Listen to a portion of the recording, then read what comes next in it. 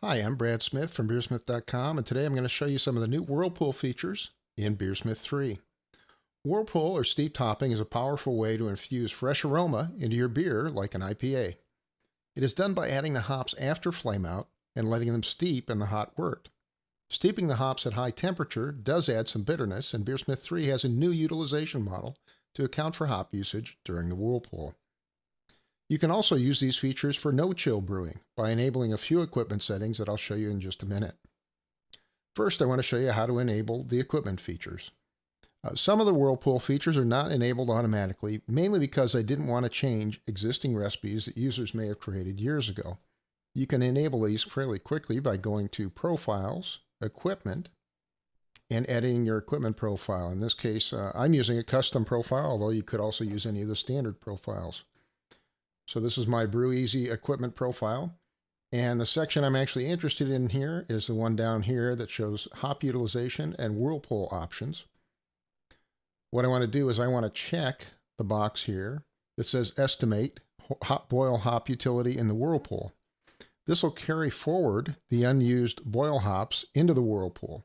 For example, you may have added hops at the 5 or 10 minutes before the end of the boil that still have a lot of bitterness they're going to contribute in the Whirlpool. And checking this box will enable the model to model that. The second thing you want to set here is the total Whirlpool time. This is the time you're going to spend in a Whirlpool or at a hot steep before you actually chill the wort down. I'm going to set mine to a modest 20 minutes here. And that's the only changes you really need to make to your equipment profile if it's already set up. So I just hit OK. And now I'm going to jump over to a recipe that I created using that equipment profile, with those adjustments in there, and show you how to add some Whirlpool hops. So basically all I need to do is go in here, click on Add Hops, and pick the hop that I want to add. I'm going to add some Citra here. I'm making a Citra hop bomb of sorts. And I'm going to add a solid 4 ounces, which should be plenty. And I'm going to steep that in the Whirlpool, and I'm going to steep it for 20 minutes. You can see I put in a time here. And then the new feature here is the Whirlpool temperature. I can actually set a Whirlpool temperature here. And temperature has a big effect on the utilization of the Whirlpool hops. Lower temperatures are good in some ways because they don't push off as many of the volatile hop aromas. But they can also be bad because generally if you steep at a lower temperature, you're not going to extract as many of the aroma oils. So it's a delicate balance, and each of the aroma oils actually has a different profile. But the nice thing is in BeerSmith now I have a model that'll actually predict the bitterness based on Whirlpool temperature. So if I can steep this, for example, at 180 degrees Fahrenheit if I like, and set that. And all I have to do is click OK here, and now it's actually going to calculate. Let me just widen this out a little so you can see it.